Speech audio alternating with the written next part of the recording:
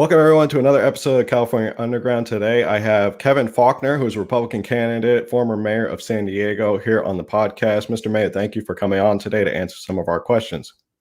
It's great to be with you. Thank you.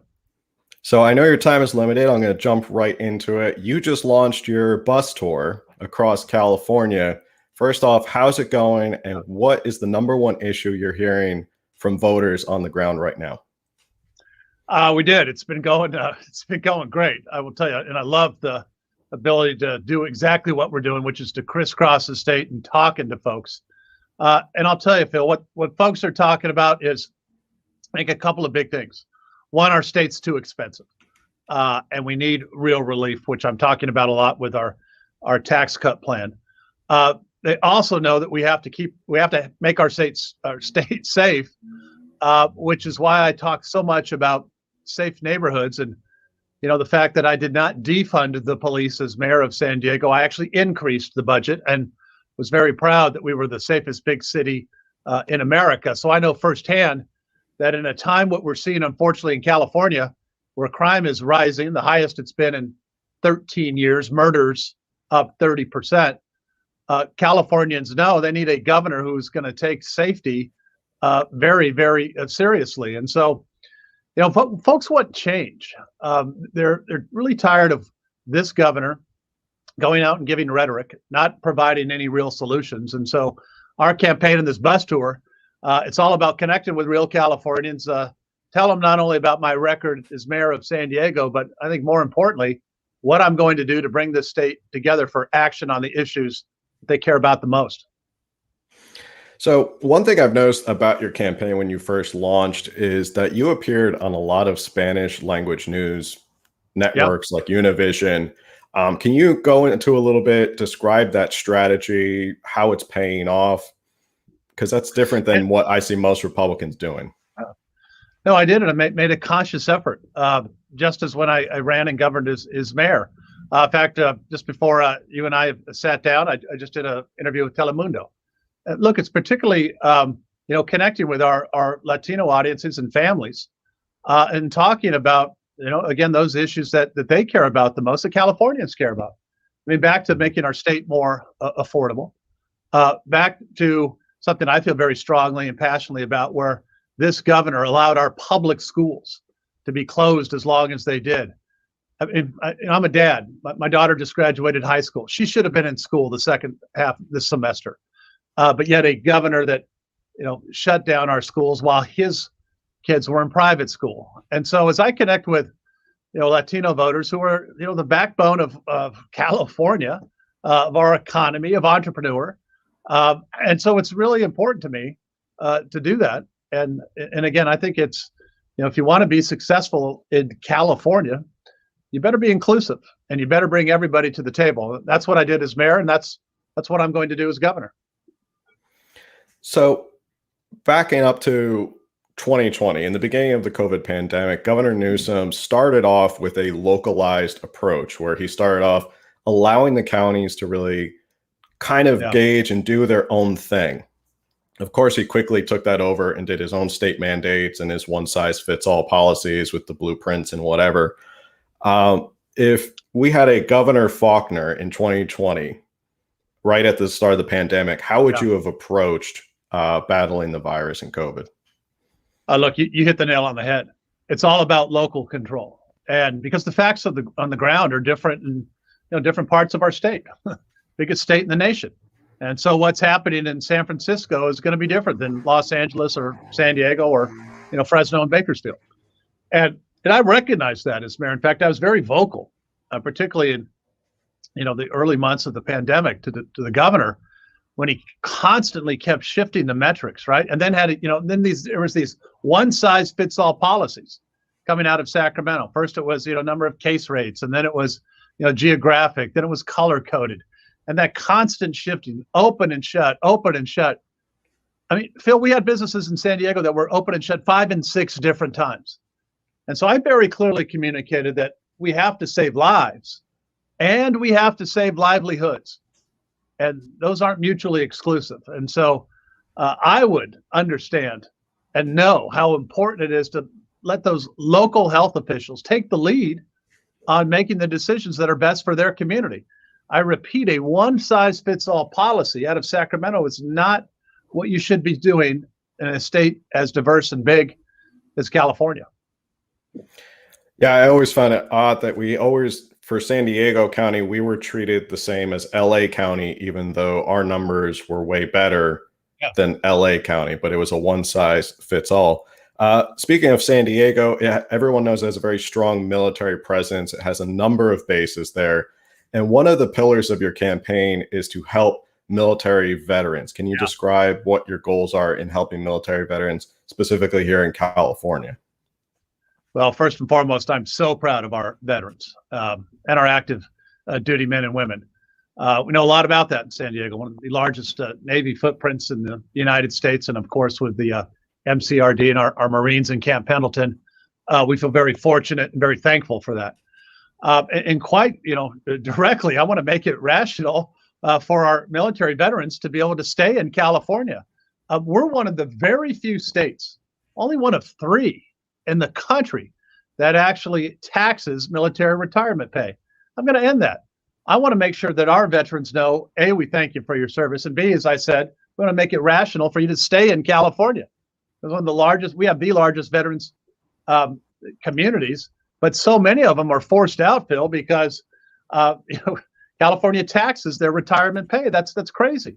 And as we know, many of our veterans go on to second careers and serve our state very, very well. So I want to make it rational for them to stay in California, to retire in California. Because what's happening now is, I think you and your listeners know, people are voting with their feet in California. They're leaving. They're leaving because our state is just too expensive. I mean, you name the state that folks are going to. And so we have to lower the tax burden to make it more affordable for our families to stay, and as I said, make it more rational to retire and stay here. We have to compete.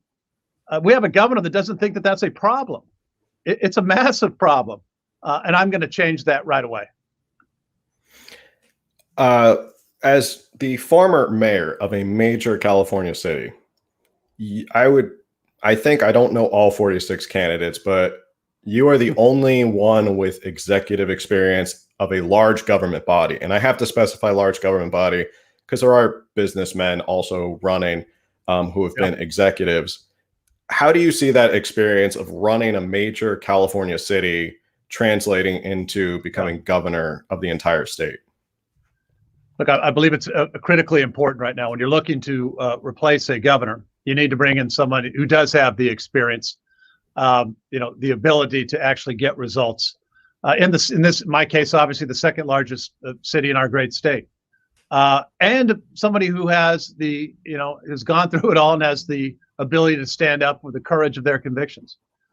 I remember this past summer where I literally had hundreds of protesters out in front of my house, yelling at me, my family, my kids, every name in the book, yelling, screaming, defund the police.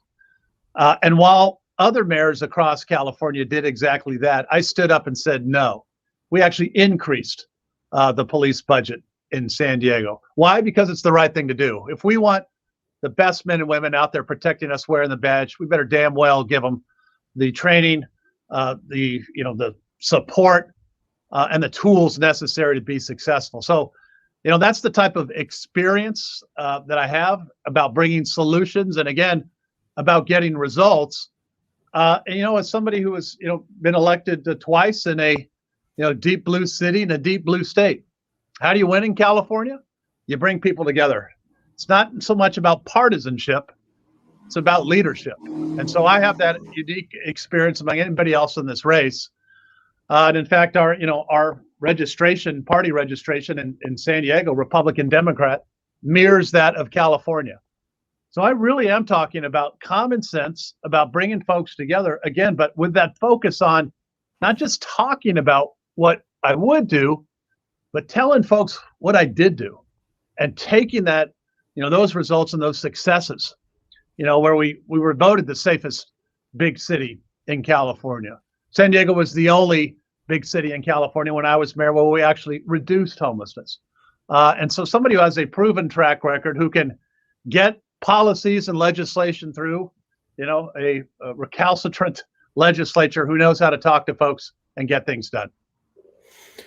That's a perfect follow-up to my next question, which is the one major roadblock I see as a Republican governor going into Sacramento is you are going to be facing a Democratic supermajority in the legislature. And you talked about partisanship and needing the leadership.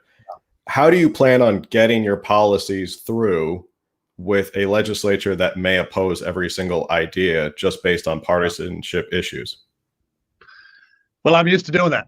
And in fact, I had to do that my entire tenure as mayor, where I had a supermajority Democrat city council. I had to get all of our budgets through, all of the policy changes I did on homelessness. I'm a big believer. You go out and you win the argument publicly. And when you win the argument publicly, then you can win the vote. So I spent a lot of time doing that as mayor. And I will tell you, there are folks in the legislature who want to build more reservoirs, as an example. But Gavin Newsom won't do it because he's captive of the far left. There are folks that understand in the legislature how you have to stick up for safe neighborhoods and public safety, and want a leader who's ready to stand up and do that. There are people in the legislature who understand that it's time to take a firmer approach to what we're seeing on our streets in terms of homelessness, and are looking for a leader who will stand up again, who's not afraid to do the right thing, not the supposed politically correct thing. So you go out and win that argument publicly. You stand up, as I said, for the courage of your convictions. And when you do that, you will get support, just like I did in San Diego, because there's folks that understand, again, that it's time for action. And those legislators are seeing that this governor is in such dire straits and he's going to get recalled because he wasn't doing anything.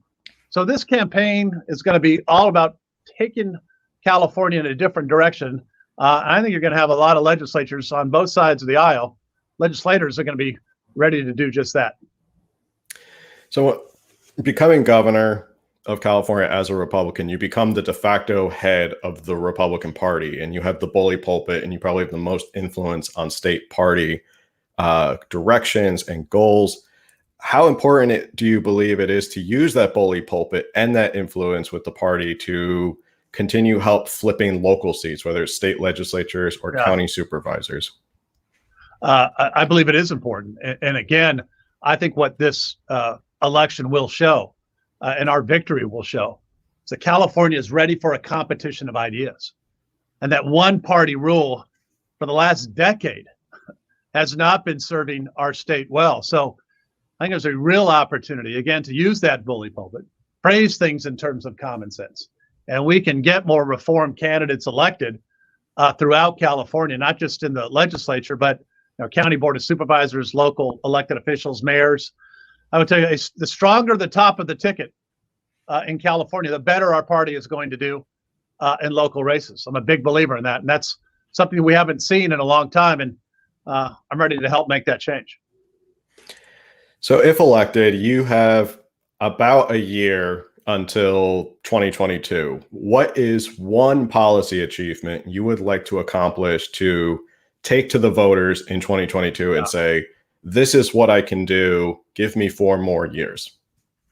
Well, you're right. It's a very short window. We're going to move immediately on tax relief for our families. We have to make California more affordable for so many Californians that aren't getting by. And again, I think what our victory will show, again, to Democrats, Republicans, and independents, is that it's time to make California more affordable. And I believe we're going to get great traction on that immediately. And right behind that, if you let me do one more, it's the work that we're going to do on homelessness. Back to leading by example, not allowing tent encampments on our freeways, our public spaces, our parks, and others. It's time for a dramatic change, and I'm going to bring that. So finally, it's no secret, Republicans are way outnumbered when it comes to registration here in California when it comes to Democrats. What is your opinion, and you may have already touched on this, but you can expand on it, why Republicans are having such trouble registering more voters, winning the arguments, and gaining more support in California?